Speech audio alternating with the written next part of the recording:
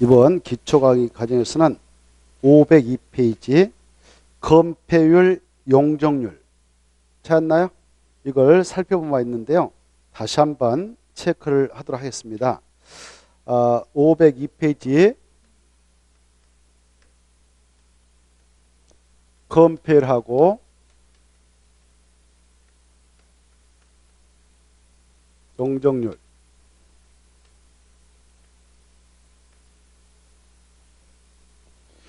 먼저 건폐율이라고 하는 것은 이미 우리가 국토의 계획 및 법률을 공부할 때 체크한 바 있죠. 건폐율은 대지 면적에 대한 무슨 면적을 비로 말한가? 건축 면적이다 이거.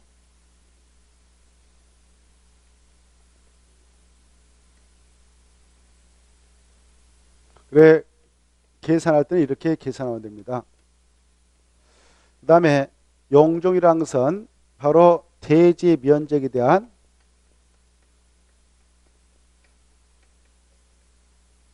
연면적 그 비를 말하죠. 곱하기 100%.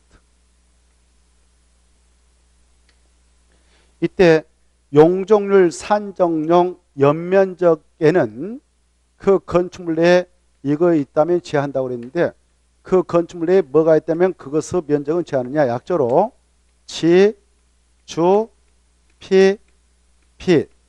생각나나요? 지가 지하층, 주는 지상 부속용도의 주차장 면적, 피는 피난 안정구역 면적, 또 피는 대피 공간 면적. 이것들의 설치를 권장하기 위해서 그 면적은 지혜를 해주고 있다. 이 정도를 일단 체크하십시오. 그 다음에 그 정도만 일단 봐두시고요. 이번 코스에서. 그 다음에 저 3번에 1번 하나 볼까요? 3번에 1번 보면 대지 분할 제한 나오는데요. 자, 건축물이 있는 대지는 그것다 체크해요. 건축물이 있는 대지는 다음 어느 하나에 해당하는 규모 이상의 범위 내에서 지자체의 조례로 정하는 면적에 못 미치게 분할할 수 없다. 이렇게 되어 있지 않습니까? 이걸 건축법상 대지의 분할 제한이라 하는데요. 이 건축물 있는 대지를 너무 협소하게 분할하도록 방치하면, 즉 법에서 규제하지 않고 방치하면 대지 면적을 조각내버린단 말입니다. 그래서 그 대지의 효율성을 떨어뜨리고 건축물로 밀집화를 초래해서 여러 가지 문제를 일으킬 소지가 있기 때문에 이렇게 건축물이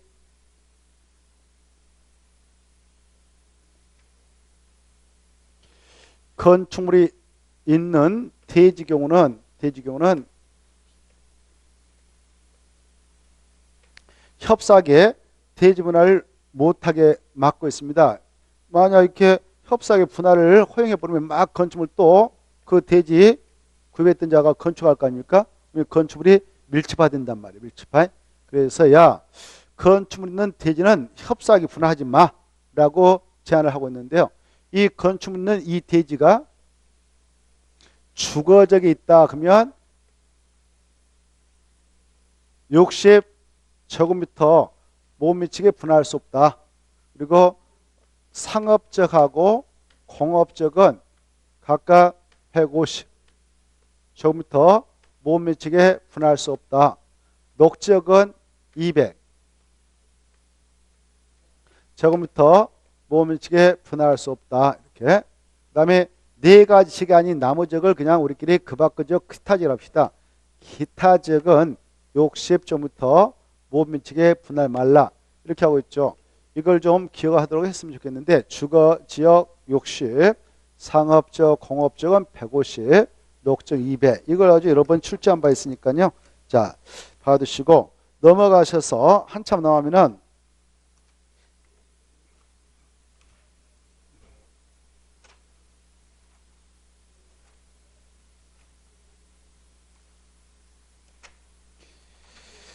쭉 넘어가십니다. 넘어가셔서 한참 나오면은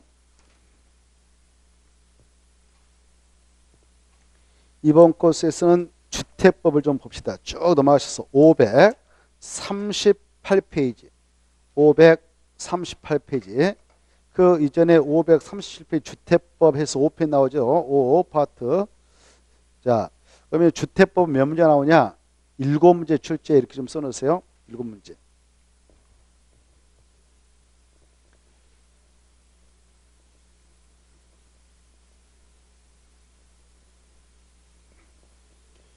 이 주택법은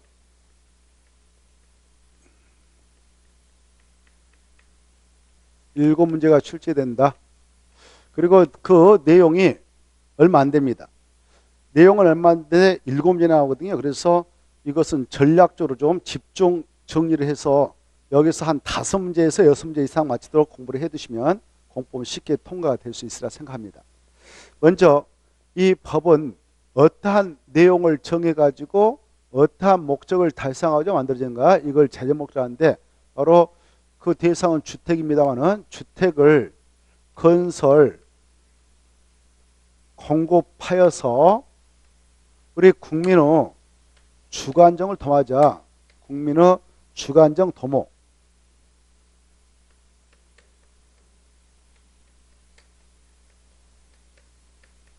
그리고 국민의 주거수는 향상 이바지하도록 하겠다. 그리고 주택시장을 들여다보면 수요와 공급이 있지 않습니까? 주택시장이 굉장히 불안정하죠. 그래서 투기바람이 막 불기도 하고 주택가격, 아파트가격이 폭등하는 경우도 있습니다. 그래서 주택시장을 좀 관리를 하자. 그와 관련된 내용을 규정해서 국민의 주거안정을 도모해 나가도록 하겠다 해서 이 법을 만들어서 운영하고 있는데, 이 법의 적용 대상 물건인 주택은 그러면 뭐냐라고 뜻이 나옵니다. 자, 그래 이 주택법상 주택이라고 하는 것은 용어의청에 보면 용어의청이 편에서 주택이 나오죠. 주택은 그 한 세대의 세대원이 장기간 독립된 주거생활을 할 수 있는 구조의 주택으로 되어 있는 건데, 구조의 건축물인데, 그 건축물이 이렇게 주거 공간으로 전부 생활하든 일부만 주거 공간으로 생활하든 주택인 건축물을 봅니다. 그리고 이 주택인 건축물 밑바닥 있잖아요. 주택인 건축물 밑바닥을 부속된 토지라는데요. 이 부속된 토지도 주택이라고 하는 건축물을 구성하고 있는 중요한 부분이니까 이 부속된 토지도 주택의 개념에 포함이 된다. 제외된 게 아니라 포함된다. 이렇게 하시고, 아까 건축법에서 우리가 살짝 체크했던 주택이라고 하는 것은 다시 구조를 주셔서 단독하고 공동주택으로 구분된다. 이것도 시험에 나왔네요. 주택법상 주택은 두 가지로 구분된다. 단독주택하고 공동주택. 근데 이 주택법상 주택이라고 하는 것은 건축법 시행령에서 다뤘던 주택의 범위하고는 차이가 있다. 이 주택법상 단독주택이라고 하는 것은 종류가 몇 개 있는가? 3개. 공동주택 3개. 아까 했죠. 그래 여기에는 공간은 포함된다 안 된다? 안 된다. 그래서 단독주택, 그다음에 다중주택, 그다음에 바로 다가주택, 이 세 가지를 단독주택으로 규정하고, 공동택은 기숙사를 빼고, 기숙사는 아니다. 공동택에서 우리 국민에게 이걸 건설 공부해서 국민의 주거안정을 도모할 수 있는 게 아니죠. 그래 이것은 학교 내 학생 공장 내 종업을 수행해서 기겁해 하고 잠을 자게 하는 건축물이니까 우리 국민에게 공급해서 바로 건설 공부해서 국민의 주거안정을 도모할 수 있는 게 아니니까 주택법상 공동택 종류는 기숙사는 들어가지 않는다. 그러면 뭐냐? 아파트, 연립, 다세대를 말한다. 이렇게. 그 뜻은 아까 건축법 영역을 공부할 때 다뤘던 그 뜻을 그대로 적용합니다. 자, 거기까지 봐두시고 그 다음에 539페이지까지 말씀드렸습니다. 자, 그 뜻은 아까 했죠. 자, 그대로 넘어가시고 540페이지 다시 비교를 했잖아요. 그 비교는 꼭 참고로 보시고 밑에 손을 보시면 이 주택법령상 준주택이라는 게 나와요. 준주택이라고 하는 게 나오는데 준주택이라고 하는 것은 종류가 4개 있습니다. 제2종 근생에 해당하는 다중시설, 다중생활시설, 숙박시설인 다중생활시설, 노인 복주택, 오피스텔, 기숙사 이런 네 가지를 뭐라 하느냐? 준주택이라고 그래요. 기숙사는 준주택이지 공동택에 속하지 않는다 이겁니다. 그래 준주택은 네 가지 있다. 다중생활시설, 노인 복주택, 그 다음에 오피스텔, 기숙사가 있다. 이렇게 좀 봐주시고, 자, 그 다음에 밑에 국민주택, 이게 이 29회 시험에서 나왔습니다. 국민주택이 무엇이냐, 민영주택이 무엇이냐, 국민주택 규모의 뜻이 무엇이냐, 세 개를 연결해서 좀 생각해 두시기 바랍니다. 자, 국민주택이라고 하는 것은 뜻이 다음 어느 하나에 해당하는 주택으로서 국민주택 규모 이하인 주택을 말한다. 1. 국가지자체 주공, 지공이 건설한 주택. 국가지자체 재정, 주택도시기금으로부터 자금을 지원받아 건설되거나 개량한 주택으로서 국민주택 규모 이하의 주택을 말한다. 그때 국민주택 규모라는 것은 가로 3번 나와있죠. 국민주택 규모란 주거 용도로 쓰이는 면적, 이걸 주거 전용이라는데 바로 1호, 단독주택은 1호, 공동은 1세대. 1세대당 전용 면적이 얼마인 거냐? 1세대당 85제곱미터 이하인 주택을 말한다. 다만 수도권을 제한 도시역이 아닌 읍면적은 1호 1세대당 100제곱미터 이하까지를 국민주택 규모주택이랍니다. 자, 저것면에 국민주택하고 민영주택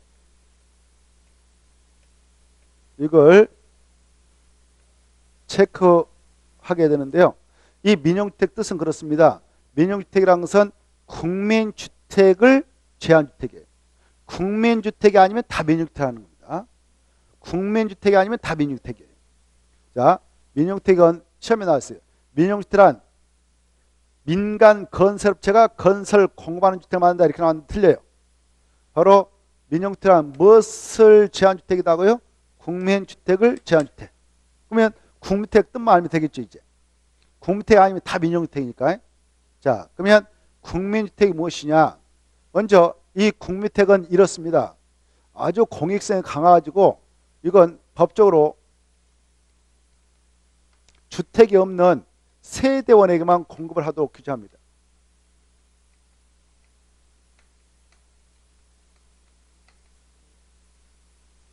법적으로 무주택 세대원에게만 공급하도록 규정하고 있어요. 그만큼 공익성이 강해요. 여러분께서 주택 조그마한 거 한 채를 가지고 있으면 절대 국민주택은 분양받지 임대받지 못합니다. 자, 그러면 국민주택이 무엇이냐? 크게 나와 있죠. 바로 이름은 국민주택이에요. 자, 국가가 지방자산체, 약속 지자체, 또 한국토지동사, 토공, 지방사, 지공 보니까 다 공적 주체죠. 공적 주체. 오케이? 이네들이 이렇게 건설했어요. 여기 보세요. 이렇게 건설했단 말이에요. 건설했는데 소유권이 하나다 그러면 단독태라고요. 건설했는데 구분 소유권이 있는다 공동태라고 그래. 그래 이네들이 건설한 주택으로서 그것이 단독이든 공동이든 무조건 국민주택이 되는 게 아니라 그것 중에서도 국민주택 규모 이하 주택.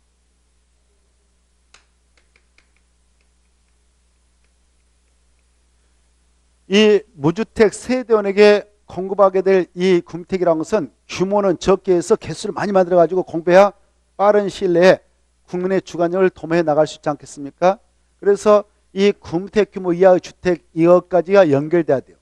국가가 지자체가 한국토지공사 지방공사 건설한 주택이라고 해서 무조건 국택이 아니라 그런 주택 중에서도 국민주택 규모 이하의 주택을 말합니다. 그러면 국민주택 규모의 주택이 뭐냐? 천 국토가 이렇게 있다. 남쪽에 이렇게 있다. 그러면 자, 이 국민주택 규모 이하 주택이라는 것은 수도권 있지 않습니까? 수도권은 서울특별시, 인천광역시, 경기도에 있는 31개씩을 말하고 대한민국 국민 절반이 2,500만이 살고 있는 밀집지역입니다. 그래서 여기는 이유 불문하고 국민주택 규모 이하는 1호당 1세당 전용 면적 주거 전용 85제곱미터 이하를 말한다 이렇게 규정하고 있어요.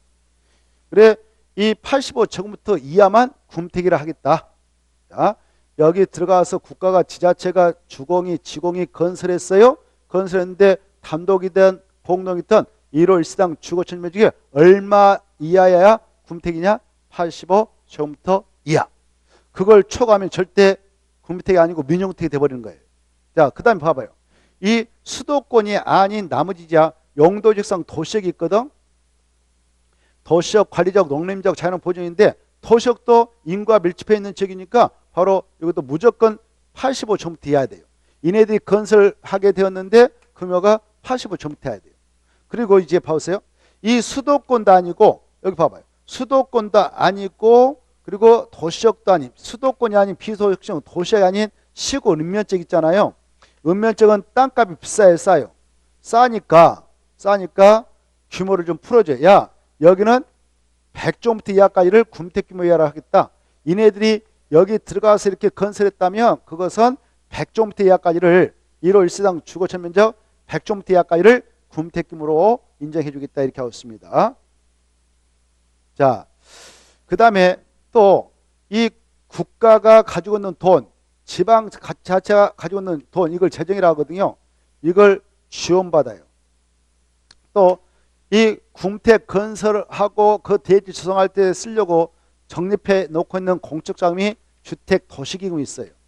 정부에서 이걸 이 자금을 지원받아 가지고 건설하던 기존의 주택을 개량하든 새롭게 건설하든 개량하든 바로 그런 주택으로서 1호 1세당 주거 전용 면적이 군택 규모 이하의 주택이면 군택이 됩니다. 이렇게 이게 좀 잘 연결돼야 돼요. 자, 그래 이걸 가지고 29회 때 출제를 하기도 했습니다. 그 다음에 오른쪽으로 모셔서 6번을 볼까요? 세대 구분형 공동택이 요즘에 바로 성황리에 건설 분양이 이루어지고 있는 주택입니다. 그리고 기준택을 이 기준에 맞게 이거 세대 구분형 공동택으로 또 그 변경을 허용하고 있습니다만은 세대 구분형 공동택 무엇이냐? 자, 세대 구분형 공동택이란 공동택 주택 내부 공간 일부를 세대별로 구분하여 생활이 가능한 구조로 하되 그 구분된 공간 일부 대하여 그 다음에 줄 거예요. 구분 소유를 할 수 없는 주택, 이게 뜻이 할 수 없는 주택으로서 다음 건설 기준 면적 기준의 자가반 주택을 말한다 이렇게 있죠. 자가반 주택이면 세대 구분형 공동택 합니다. 기역, 니은, 디귿, 리을. 자, 기역 보면 세대 구분형 공동택 세대별로 구분된 각각의 공간마다 별도의 욕실, 부엌, 현관을 꼭 설치 제공하고 하나의 세대가 통합하여 생활할 수 있도록 세대 간에 연결문을 설치하든 아니면 경량 구조 경계별 설치하든 그렇게 할 것. 그 다음에 세대 구분형 공동택은 주택단지 공동택 전체 횟수의 3분의 1 넘지 않을 것. 네 번째, 세대 구분형 공동택 세대별로 구분된 각각의 공간의 주거 전용면적 합계가 주택단지 전체 주거 전용면적 합계의 3분의 1을 넘지 아니할 것. 그리고 가로 2번, 세대 구분형 공동택의 건설과 관련해서 주택건설 기준을 적용하는 경우 세대 구분형 공동택 주택수는 그 구분된 공간의 세대에 관계없이 하나의 세대로 산정해서 처리하면 된다 이렇게 돼 있죠. 자, 세대 구분형 공동택.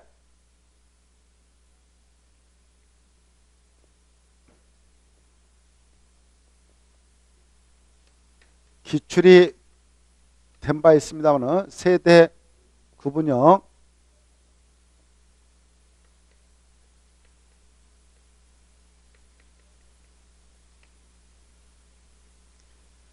공동주택.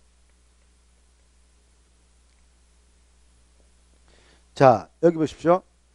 이 셋째 앞에는 일이 숨어 있어요. 한 세대란 말이에요.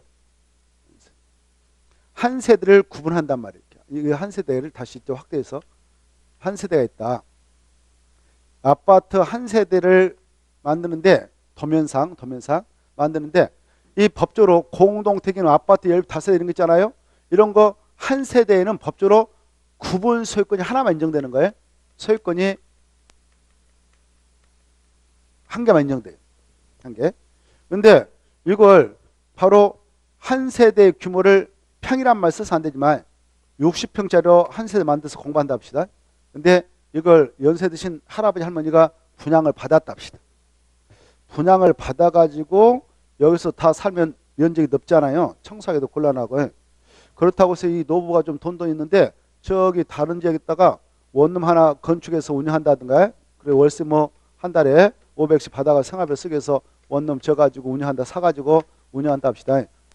아까 원룸은 최고 몇 세대까지 쪼갤 수 있어요? 19세대까지. 그래서 뭐 이렇게 세를 넣어가지고 세를 받아 먹을 수 있어. 근데 왔다 갔다 하면서 관리하려면 이것도 머리 아프단 말이에요. 뭐 고쳐달라 어쩌라, 얼마나 그 좀 곤란이 많은지 몰라요. 돈 버는 것도 쉽잖아요. 원룸 운영할 때 많은 그 어려움이 있습니다. 세입자들이 여러 가지 요구사항이 있거든요. 그래서 왔다 갔다 하려면 이것도 힘들단 말이에요. 그래서 자, 아예 이렇게 이걸 여기다 접목시켜버리자. 그래서 이게 60평짜리면 이걸 6평씩 쪼개면 10개 나온다면 10개. 6평씩. 만약 5평씩 쪼개면 몇 개 나오냐? 12개 나오죠. 12개. 다 5평씩 쪼개. 5로 나누면 5일은 5, 50, 12개 나오잖아요. 12개 쪼갰어요. 5평씩. 쪼개 설계될 때. 이렇게 했다 합시다. 그리고 나서 통로를 넣어요. 쭉 이렇게. 여기 지금 이게 101동 101호 집이다. 여기 승강로에서 내려서 들어간다. 들어가요? 들어가. 출입문 열고 들어갔더니 여기 주인 할아버지 할머니 둘이 살기는 뭐 둘이 껴안고 자면 5평이면 충분해요. 자기가 살고 여기는 자 세를 두는 거예요. A한테 B한테 C한테 뭐 식구도 좋아. 혼자도 좋아. 이렇게 쩍쩍. 그러면 11개를 내먹을 수 있잖아요. 세를. 그쵸? 11명. 세입자를 집어넣을 수 있단 말이에요. 하나, 둘, 셋, 넷, 다섯, 여섯, 일곱, 여덟, 아홉, 11개. 자기가 쓰고요. 하나, 12개. 이렇게 하면 어때요? 운영하기 좋겠죠? 바로 옆에 가서 이렇게 하면 되고, 월세가 한 세대당 50만 원씩 받아본다. 그러면 550만 원인가요? 550만 원 나오잖아요. 괜찮잖아요. 성황리에게 분양되고 있단 말이에요. 이때 이렇게 각각 구분된 공간마다 독립된 주거 형태가 하나 둬야 현관 꼭 설치해주고, 그리고 현관 다 설치해주고, 이렇게 현관. 그리고 방도 넣어줍니다. 방. 부엌도 넣어주고, 그 다음에 욕실도 설치하라 그 말이에요. 독립된 주거 형태가 하나 둬. 그렇게 이제 설계 넣습니다. 그리고 이거 이렇게 쪼갰는데 A가 새 들어 살고 있다가 정이 들어서 이거 주인 이거 좀 나한테 이것만 구분해서 파세요. 그래서 나한테 구분수요권을 좀 인정해 주세요 했을 때 구분수요를 해줄 수 있다 없다? 없다 그 말이에요. 법적으로 얘기는 소유권이 몇 개밖에 인정 안 되니까 하나밖에 인정되지 않는다. 그래서 그 말 중에 그 구분수요는 할 수 없다. 그 구분된 공간 일부 대하여 구분의 첫째 줄 보면 540페이지 구분된 공간 일부 대하여 구분 소유를 할 수 있는 주택 없는 주택? 없는. 그게 핵심이에요. 이렇게 구분된 공간 일부에 대하여 구분 소유는 각각 안 된다. 구분 소유는 절대 안 된다. 이게 핵심이란 말입니다. 이해되죠? 이해되죠? 그래 이때 이제 설계할 때 그래요. 여기 할아버지가 이렇게 노부부 같이 살다가 할머니 돌아가실 수 있고 반대로 할아버지 어머니 돌아가실 수 있어요. 그러면 어째요? 혼자 좀 외로울 수도 있잖아요. 그래가지고 애인 만났어요. 애인 만나서 뭐 할아버지가 할머니가 할아버지 만나가지고 같이 살게 되는데 돈 많은 또 남자를 만났네요. 이것도 돈 많잖아요. 이 정도면 550석 들어온단 말이에요.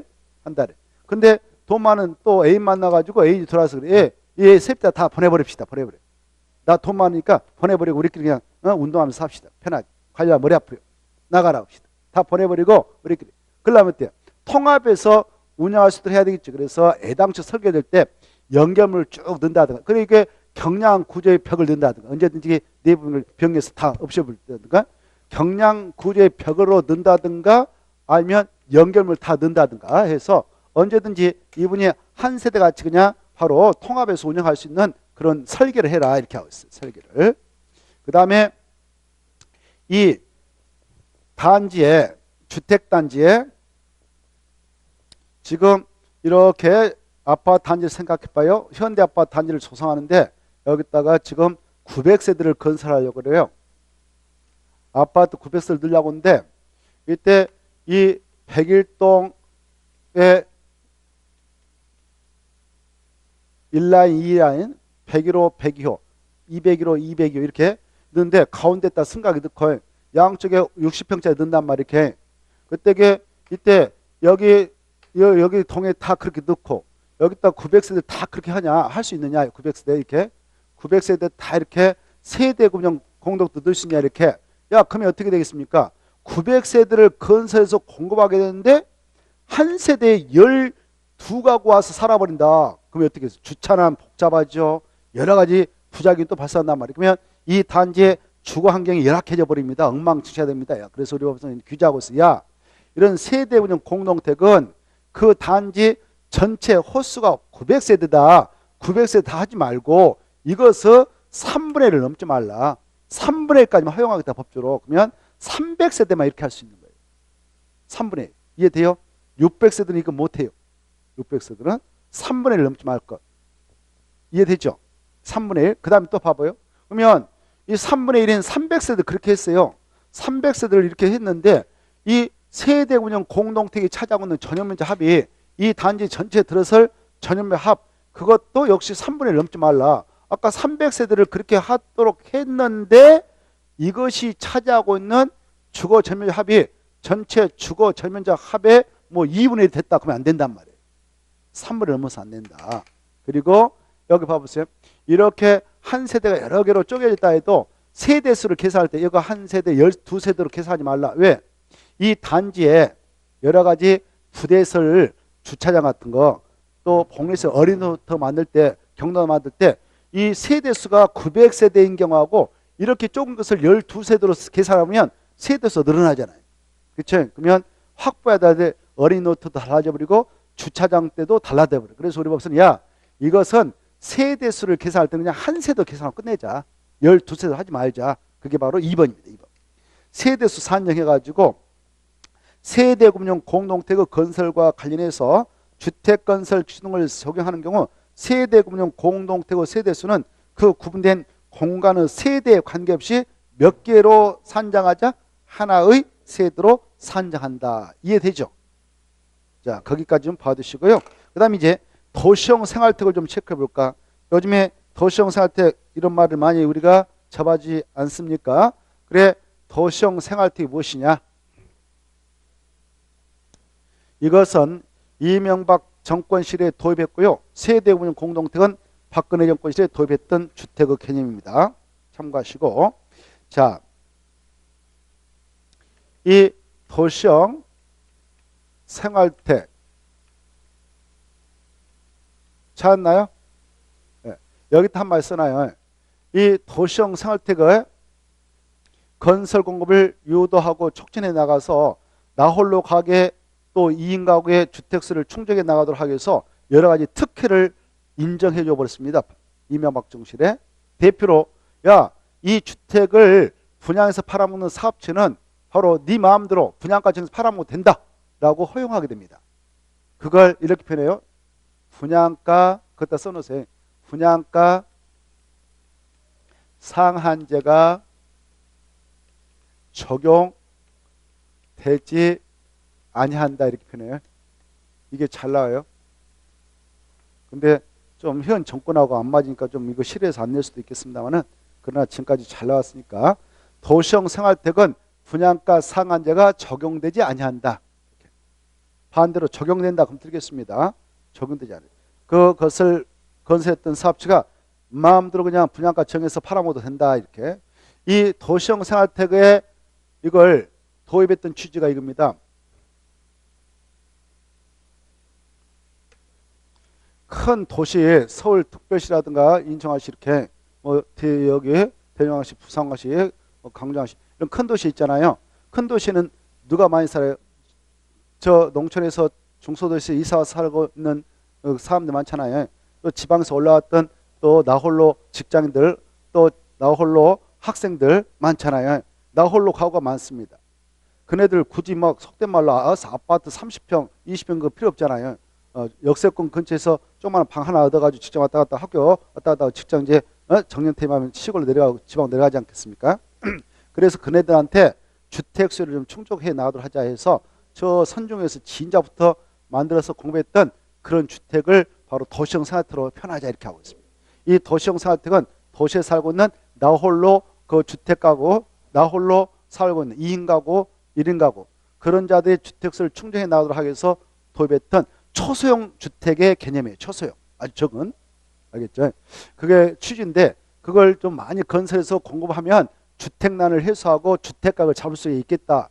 이걸 몽땅 건설 공급해서 그래서 나름대로 이명박 정권은 아파트 가격이 안정됐습니다. 그래서 있는 자들 속으로 불만을 품었어요. 아파트 가격이 안 올라간다. 떨어질 수도 있다. 이것이 엄청 많이 건설 공급돼 가지고요. 막 때려졌어요. 속된 말.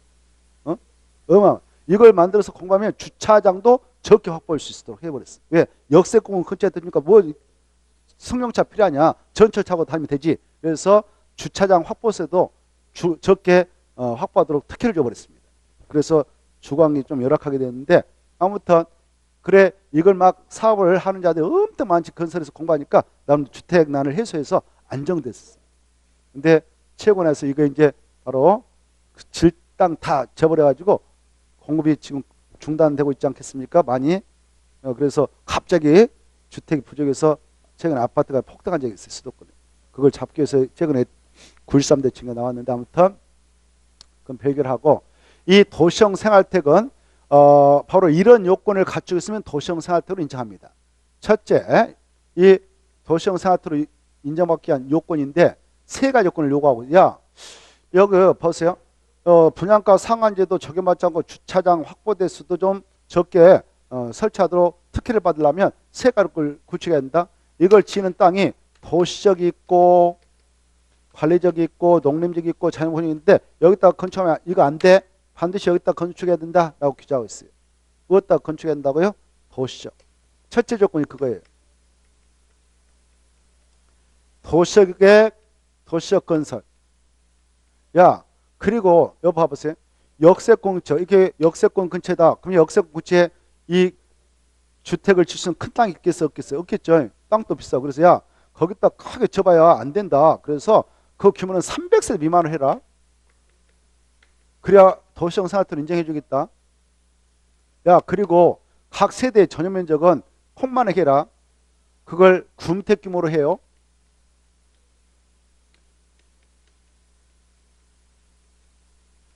이런 세 가지 요건을 요구하고 있어요. 도시에다 건설해. 300세 미만으로 건설해. 구주택 규모 이하의 주택을 건설해. 그러면 보세요.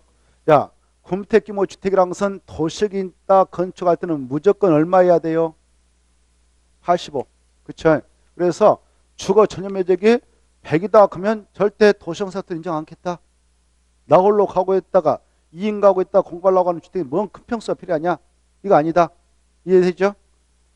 그리고 이 도시형 사태 같은 건 보세요. 아까 주택 여기 봐봐요. 주택법상 여기 보세요. 주택법상 주택이라는 것은 크게 단독주택하고 공동택으로 구분되어 있죠. 그중에 이것은 공동택에 속해요. 무엇에 속한다고요? 공동택. 공동택 아파트도 있고 10대 있고 다세대 있었죠. 그렇죠? 그래서 이 도시형 사택은 그 유형이 유형 종류란 말이에요. 바로 세 가지가 있어요. 몇 가지 했다고요? 세 가지 했는데 여기 보세요. 역세권 근처에 있는 땅을 사업주체가 이렇게 사가지고 여기를 밀어가지고 단지를 조성해. 단지 땅을 민단 말이에요. 밀어가지고 단지 조성. 그래 단지를 조성해서 여기다 연립택을 지어요. 연립택. 뭐 짓는다고요? 연립주택이. 그러면 그걸 단정 연립택이라 하겠다 이렇게 하고 있어요. 오케이? 그러면 보세요. 단지 연립택을 만들 때에 이 단지를 땅이 어디 있어야 될까요? 도시죠. 그리고 이 안에다 세대수 몇 세대 돼야 될까요? 300세대. 각 세대 여기 101호 102호 뭐 넣는다. 그때 구주택 규모 이하니까 아무리 커도 얼마예요? 85제곱미터야. 이해되죠? 85제곱미터. 그런데 여러분이 사업을 한다, 이런 사업을 한다, 아무리 특혜를 주고 있다 하더라도 단지형 연립택 만들어 가지고 공부한다면 이 역세권 근처에 있는 땅 사들 때 어마어마 비싸게 사는데 4층으로 지어가지고 주택으로 쓰는 층수 4개층이 하잖아요. 주택으로 쓰는 층수가 4개층이 아니고 주택으로 쓰는 한 개의 동업 바닥 면적기가 660제곱미터를 초과한 것이 연립택이라고 했는데 여기 보세요. 겨우 주택으로 쓰는 층 4개층을 해가지고 분양해서 판다면 수익성이 안 나온다면 수익성이 안 나. 수익성이. 그리고 누가 안 해. 이거 현장에서 안 해버려요. 사비에 이익이 안 남으니까요. 그래서 이거 그래? 너네들 정말 사봤는데 지장이 있다고 그러면 이거 원래 연립택 뜻이 그런데 4개층이 안 돼. 주택으로 친다면 건축에 심어져서 주택으로 5층까지 건축해도 그냥 옆택 해줄게 라는 특례를 인정하게 됩니다. 그래서 도시형 생활택의 경우 단지형 옆택은 건축에 심어지면 주택으로 몇 층까지 건축을 할 수 있도록 허용하냐? 5개 층, 5층. 이해돼요?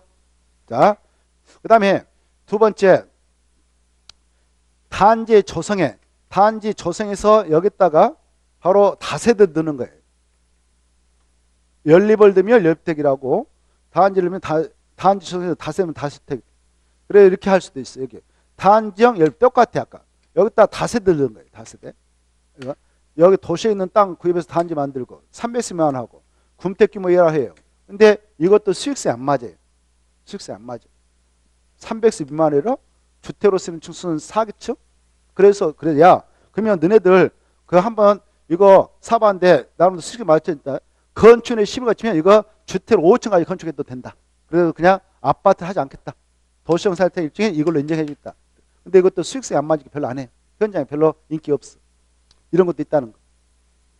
그리고 자 바로 여기 보세요. 이제 단지는 만들 땅도 없고 역세권 고체 그냥 땅 조그마한 거 하나 사가지고 땅 사가지고 여기다 퍽 세워. 퍽 세워. 퍽 세운데 봐보세요. 이 다세대택이라든가 열대형 보통 한 세대다가 방을 2개 이상 넣어주거든요. 방을. 근데 방은 투룸이 된단 말이에요. 그러면 그것은 좀 어때요? 인기 없단 말이에요. 이 사업 주체가 봤을 때 그러면 수익세 안 나. 그래서 방 하나 져가지고 방에 소유권 하나 인정받고 팔아먹을 수 있는 거 주택. 이걸 원룸형 주택이라는 원룸. 방 하나. 원룸 주택. 이게 바로 가장 현장에서 인기가 있는 주택이에요. 원룸형 주택. 이렇게 해서 3가지가 있다. 도시형 생활택은 종류가 몇 개 있는가? 3개. 단지형 연립, 단지형 다주택, 원룸형 주택이 있습니다. 원룸택은 방이 하나예요. 소유권도 하나. 각 세대마다. 근데 이 원룸형 주택으로서 인정받으려면 야, 이 4가지 요건을 구축해야 된다. 이렇게 요구하고 있어요. 최소한도 이런 요건을 구비해야 된다. 4가지. 4가지. 몇 가지를 요구한다고요? 4가지. 여기 보세요. 4가지를 보기 전에, 4가지를 보기 전에 이 원룸주택을 이렇게 세우려고 할 때요. 세우려고 할 때 이 땅, 여기 보세요. 이 땅은 어디 지역이 있어야 돼요? 도시지역이요. 그리고 여기 봐보세요. 이렇게 한 동 세워가지고 쭉 올린다. 여기다 쪼갠다. 쪼개 세대를 여러 개 든다. 여러 개 든다 해도 몇 개 세대로 만들어야 돼요? 300세대 미만. 이렇게. 그리고 이제 각 세대, 각 세대는 국민택 규모 이하라고 그랬는데 이거 야 국민택 규모는 최고가 85까지 되잖아요. 근데 이것만은 보세요. 방 하나밖에 안 되는데 굳이 최고를 80까지 할 필요 없다. 이것은 최고가 얼마냐? 최고가 얼마예요? 이 수치가 중요해요. 각 세대는 50점부터 이하 된다. 50점부터 초과하면 이건 원주택이 아니다. 그리고 여기 이제 각 세대 모양새.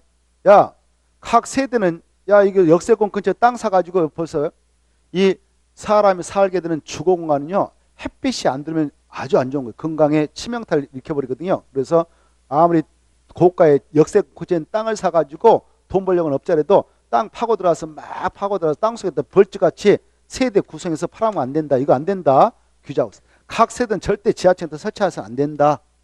그리고 각 세대는 각각 소유권이 하나씩 인정되는 집이니까 독립된 주형택 하나로 욕실도 넣어주고 욕실 설치서 해주고 그다음에 부엌도 넣어주고 부엌, 욕실, 부엌 이렇게 욕실, 부엌 꼭 설치해서 제공하고 그리고 방 하나 넣어주고 출입문 넣어준 거예요. 기본이에요. 그리고 이제 각 세대 모양새는 욕실하고 보일실 제한 나머지 공간을 하나의 공간을 구성합니다. 다만 그 전용 면적이 30제곱미터 이상이면 여기 보세요. 이렇게 이 각 세대 모양새가 30제곱미터 미만이다. 30제곱미터 미만밖에 안 돼요. 그러면 여기 욕실하고 보일실을 가리고 나면은 방하고 싱크대 해서 하나의 공간을 구성해야 돼. 근데 이걸 분양받아 살고 있는 사람이 불편함을 호소하는 거예요. 국토교 때문에. 이거 너무 불편해요. 그래서 자, 이것이 30제곱미터 이상부터 50제곱미터 바로 이하다. 그런 집은 욕실하고 부엌을 가려서 이렇게 하되 이 공간 하나로 해도 되지만 불편함이 있을 수가 있으니까 방같이 하나 가려주고 그 다음에 나머지는 거실, 부엌을 만들어서 2개의 공간으로 해도 합법적으로 해주겠다 이렇게 하고 있어요. 2개 공간을 할 수도 있어. 그래 몇 제곱미터 이상일 때만 그게 허용되냐? 30제곱미터 이상. 그게 중요해. 역으로 해석하면 30제곱미터 미만이면 하나의 공간으로 구성해야 된다 이렇게 하셔요. 설계 들 때. 자, 그걸 가지고 출제한 바 있습니다. 자, 그거 받으시고 나머지는 통과해도 되겠습니다. 이 정도를 받으십시오. 이번 코스에서는 그 정도 보시고 그 다음에 넘어가십니다. 544페이지. 토지 임대부 분양주택이 나오죠. 토지 임대부 분양주택. 그 토지 임대부 분양주택이라는 것은 이런 겁니다. 자, 이 사업주체가 주택법상 사업주체가 이렇게 아파트 같은 것을 분양해서 팔아본다 합시다. 그때 없는 서민들 있잖아요. 없는 서민들은 이 땅에 대한 지분하고 이 주택가격까지 포함해서 딱 분양하면 이게 3억에 분양될 수밖에 없다. 땅값까지 포함되니까. 그러면 없는 사람들은 한 번에 3억 주고 분양받을 게 쉽지 않단 말이에요. 그치? 그래서 우리 법에서는 야, 사업 주체 네가 토지 소유권은 그대로 가지고 있고 건물에 대한 소유권만 넘겨서 팔아먹어라. 그리고 토지는 이 건물주한테 주택 소유자한테 임대하는 걸로 하자. 이걸 토지 임대부 분양주택이라고 그래. 그래 분양받은 주택의 소유자가 A고 분양했던 사업체가 현대건설이다. 예를 들어서 그러면 대지 소유권은 누가 가지고 있고? 사업자가. 그래서 주택의 소유자한테 임대를 해주는 격이 되도록 하자. 이걸 토지 임대부 분양주택이라 합니다. 토지 임대부 분양주택이라 하면 토지 임대부 분양주택이라 하면 바로 토지 소유권은 사업계획서를 받아 토지 임대부 분양주택을 건설 사업을 시행하는 자가 가지고 그리고 그 주택인 건축물과 복리설에 대한 소유권과 관련해서는 바로 주택을 분양하는 자가 가지는 주택을 말한다. 이때 그러면 여러분이 이제 주택에 대한 소유권 근데 우리 국민들 별로 이런 거 관심 없잖아요. 통째로 분양받아 버려 속 시원하죠. 근데 없는 서민들을 위해서 이제 이런 주택도 만들어서 공부하도록 허용합니다.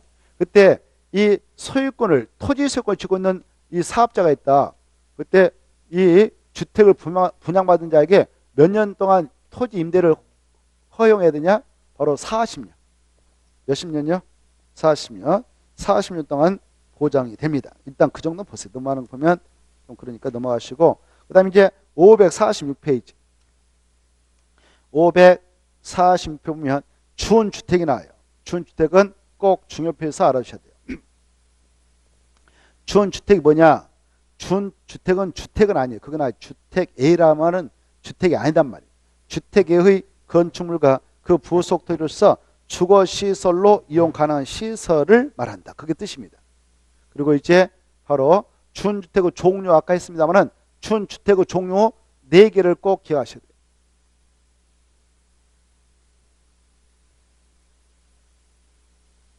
네 개.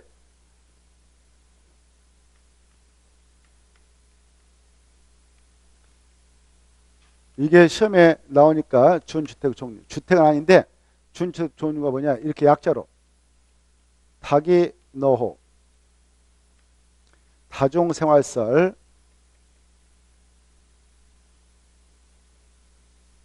기숙사, 노인 복지주택,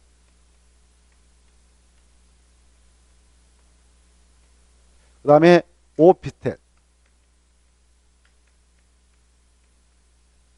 이런 것들을 바로 말합니다. 다기노 4가지를 기억하시고 그 다음에 공공택지가 나오죠. 공공택지 거기다 줄 거예요.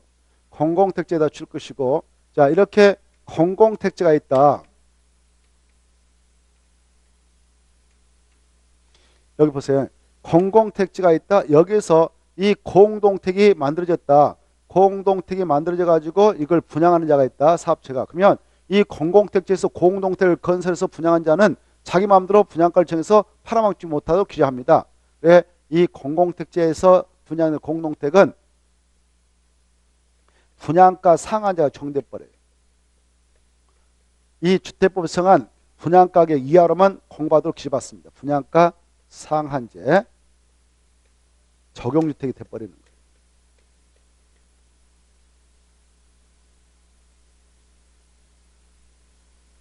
분양가 상한제 적용된 주택이 되어버립니다. 분양가 상한제 적용주택이 돼요. 이 공공택지에서 건설 공급되는 공동택은 분양가 상한제 적용을 받습니다. 그러면 이 공공택지하고 대응되는 용어가 민간택지겠죠. 이 민간택지는요, 바로 분양가가 자율화되어 있어요. 민간택지에다가 공동택 건축해서 분양한다. 그때는 분양가가 자율화되어 있고, 다만 좀 주택가격이 문제가 된다. 그때는 국토교통부 장관이 분양가 상한제 적용을 하겠다라고 정한 장소에서만 분양가 상한제를 적용받습니다만은, 자, 이번 코스는 너무 많은 거 알면 좀 그러니까 일단 공공택지 뜻이 뭐냐 그거 나있죠. 공공택지라고 하면 오른쪽에 있는 공공사업 10가지가 있어요. 4-1까지 해서 총 10가지가 있는데 10가지 공공사업에 의하여 개발 조성되는 공동주택이 건설된 용지가 공공택지가 되죠. 그 중에 바로 1번 국민주택건설사업 대지조성사업 가로된 원에 떠서 그 국지공인 공공사업체가 수용 사용에 의해서 시행하는 사업을 바로 국민주택건설사업 대종사업으로서 그럴 때는 공공사업으로 간주합니다. 택지발사업도 산업단지 개발사업도 공공택지구 조성사업.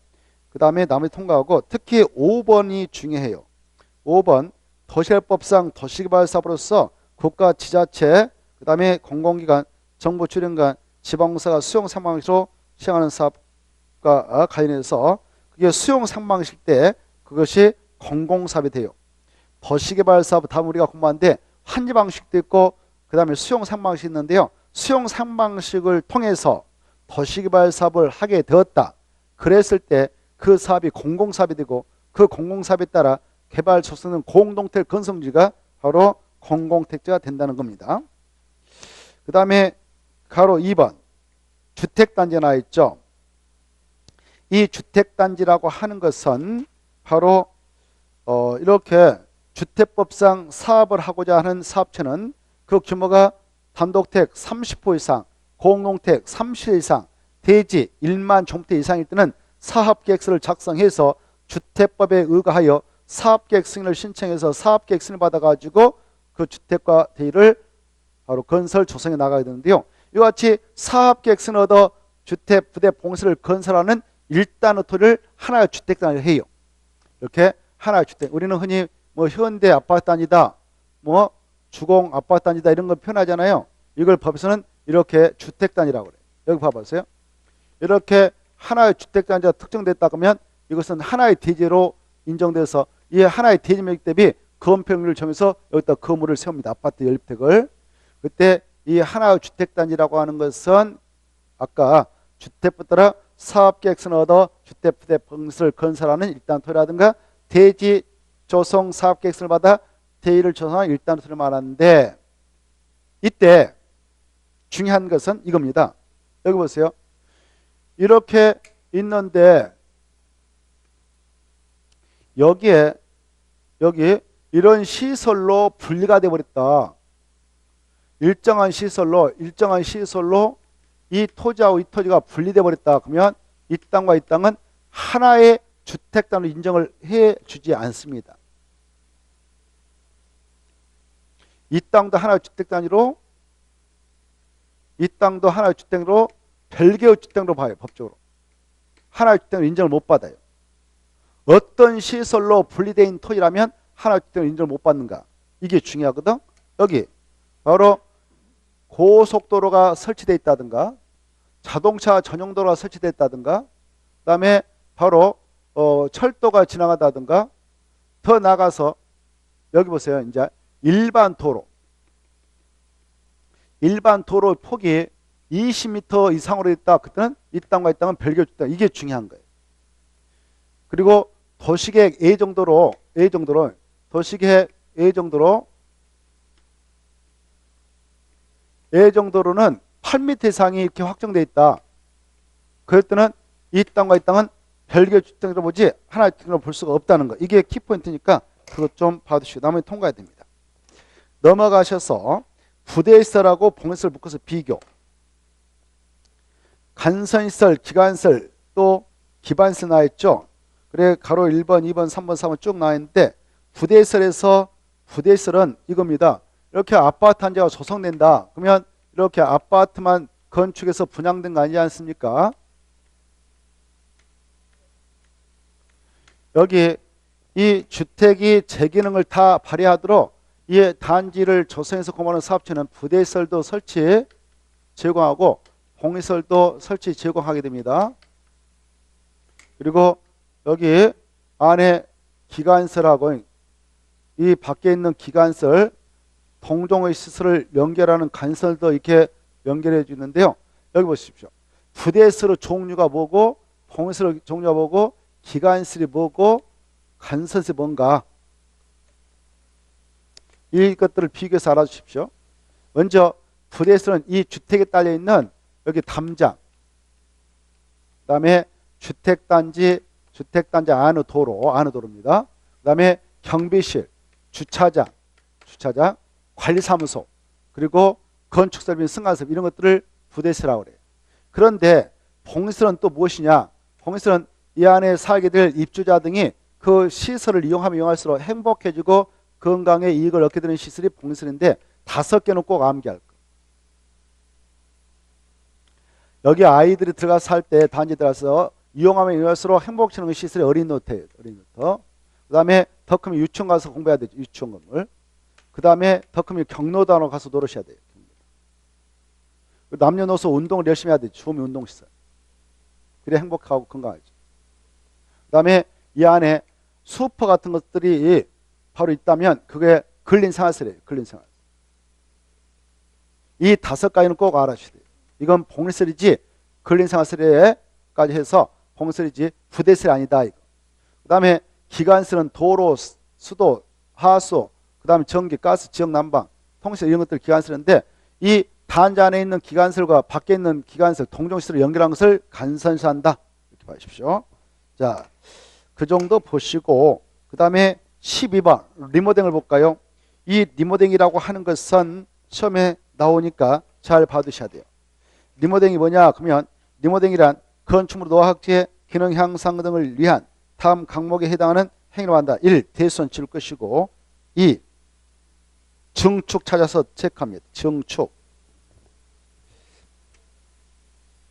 그리고 공동태 떴다고 쳐놓고요. 2번에 끝에 보면 증축, 3번도 끝에 보면 증축 이렇게 나오죠. 됐죠? 증축 아무데나 찾아가지고. 자, 공동태에다 체크하고 공동태. 넘어가지 마시고 공동태 앞으로 오셔가지고 다시 앞으로 오셔서 아직 안 넘어왔는데 자, 이 리모델링은 좀 관심 있게 정리해 두셔야 돼요. 자, 주택법상 리모델링 있지 않습니까? 먼저 리모델링은 공동택에 대해서 정리합니다. 단독택은 아닙니다.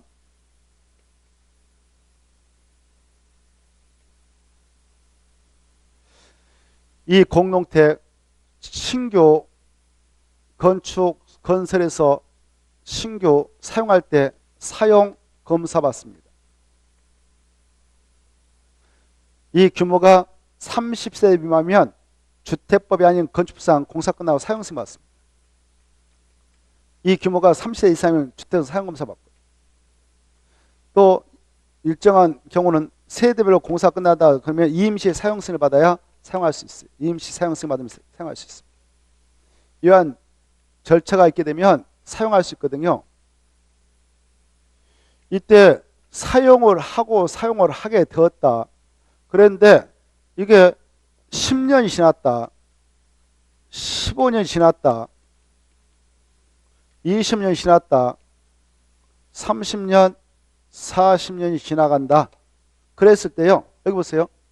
이거 기존 건축물이 이 정도 사용하면 노화가 시작돼요.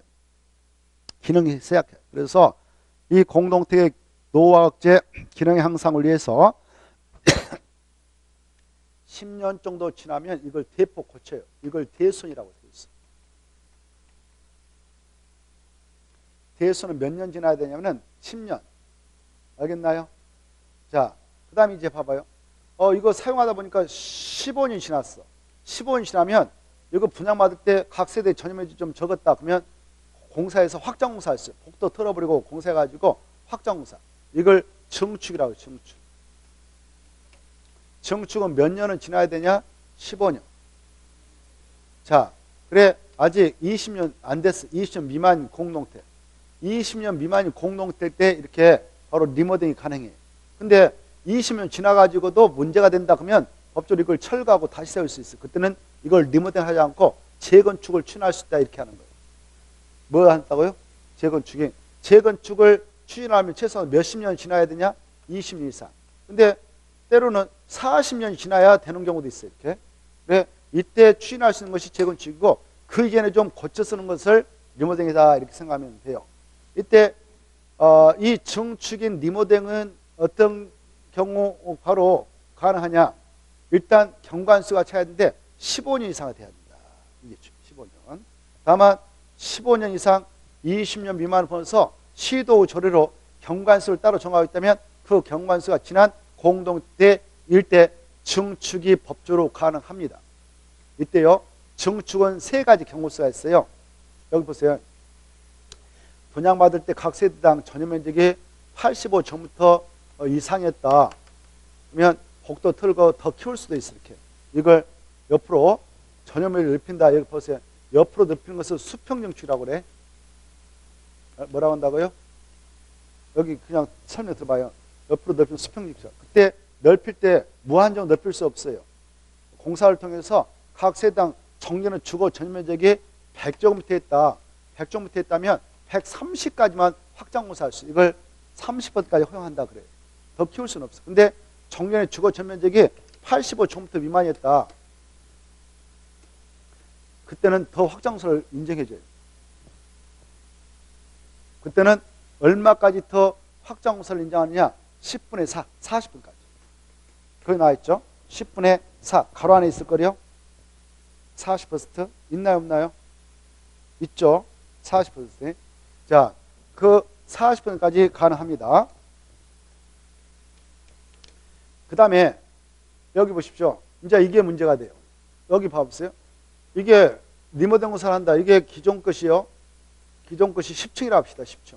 아파트 10층인데 이 리모델링 공사를 하면 그 공사비가 어마어마 많이 들어가요. 그래서 각 세대당 야 2억씩 각출하자 공사비를. 2억씩 각출해서 분당해서 했는데 분당에 있는 친구들이 지금 이걸 요구해서 인정하게 됐는데요. 수직 증축을 인정하게 되었는데 각 세대당 2억을 각출해서 리모델링 공사를 진행했다 합시다. 그거 공사 전에 각 세대당 아파트 가격이 5억이었어. 리모델링 공사할 때 2억 냈어. 그러면 최소 가격이 공사 끝나고도 7억이 유지된다면 그런 대로 손해는 아니잖아요. 근데 이게 아파트가 떨어져야 6억으로 폭락했다. 그러면 어때요? 2억 들였는데 1억이 날아버린 거 아니에요. 반대로 아까 2억 들여서 공사 끝났는데 그 10억 됐다. 그러면 어때요? 괜찮은 거죠. 이렇게. 그런데 이게 불안하단 말이에요. 떨어질 수도 있고 현상 가격으로 그대로 유지할 수도 있고. 그래서 이네도 요구했습니다. 야, 우리가 부담스럽다. 법적으로 여기다 좀 층수를 더 올려가지고 이거 분양해서 팔아먹고 돈 들어오면 이거 보태서 좀 쓰도록 해주십시오. 이걸 요구해가지고 그렇게 합시다. 안 된다 안 된다 그동안 그지 했는데 왜 상품 백화점 사고가 발생했던 이유가 여기다 올려가지고 이게 무게중심이 안 받쳐 붕괴돼 버렸거든요. 이거 안 돼 그랬는데 10번 안 돼 하다가 대해가지고 바로 로비 활동을 분당에 있는 세력들이 해서 통과가 돼버렸습니다. 몇 년 전에 이명박 정부시대. 자, 그래 지금 이제 단데 이제 문제는 이제 언제 붕괴될지 모르겠습니다만은 잘못하면 지금은 되는데 수직 증축은 기존의 층수가 14층 이하다. 14층 이하면 몇 층까지만 봐주냐? 2층까지. 이겠죠? 기존의 층수가 15층 이상이면 3계층까지 한다. 이것만 알면 돼요. 거기 써놨거든요. 그래 이것을 허용하고 있다. 수직 증축이 되냐 안 되냐? 된다. 기존 층수가 14층 이하면 몇 계층까지 올릴 수 있다고요? 2계층. 기존 층수가 15층 이상이면 3계층. 이 정도만 봐두십시오. 자, 그 다음에 보면 그러면 보세요. 이렇게 하다 보면 부득불 이게 세대수가 늘어나잖아요. 세대수가 너무 많이 늘어나면 주차량에 문제가 있고 주차장. 앞에 있는 도로에 교통 체증도 발생할 수 있고 그래서 야 세대수 증가형 리모델링이 발생하게 되는데 이럴 때는 기존 세대수가 이 단지 1000세대다 그러면 1000세대에 15%만 늘리도록 하자. 그러면 150세대. 100세대면 15세대. 그래서 세대수 증가형 리모델링을 하게 될 때는 늘릴 수 있는 세대수는 기존 세대수 대비 15%까지만 허용하겠다.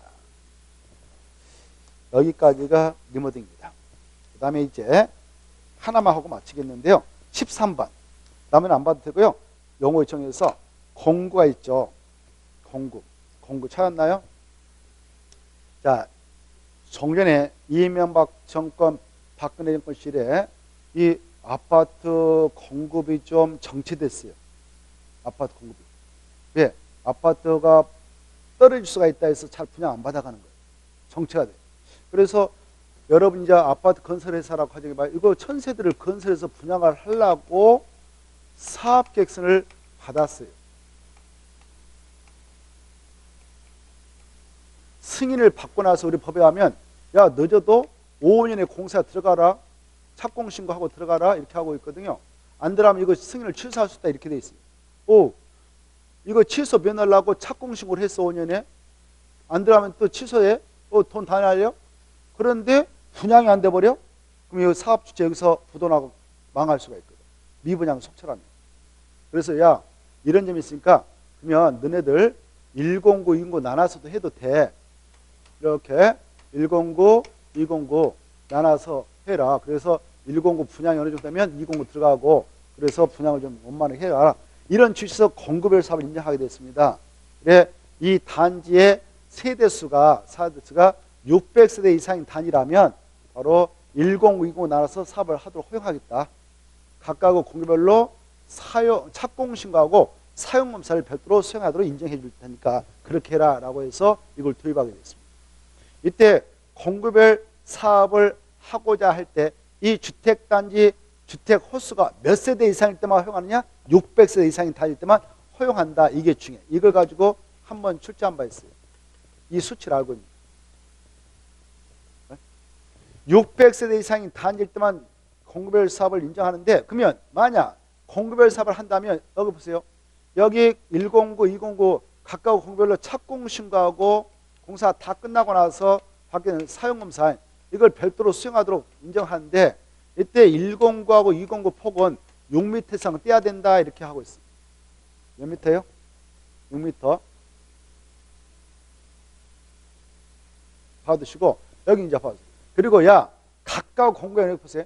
각각 공간의 최소한도 몇 세대 이상을 배치해야 되냐? 300세대 이상 배치라. 이렇게 요구하고 있습니다. 여기까지 봐두시면 돼요. 나머지는 참고용이고 시험에 안 나오니까 통과해야 돼요. 자, 다음 주에는 552쪽의 내용을 체크하도록 하겠습니다. 오늘은 여기서 접종. 고생하셨고 다음 주에 뵙겠습니다. 안녕히 가십시오.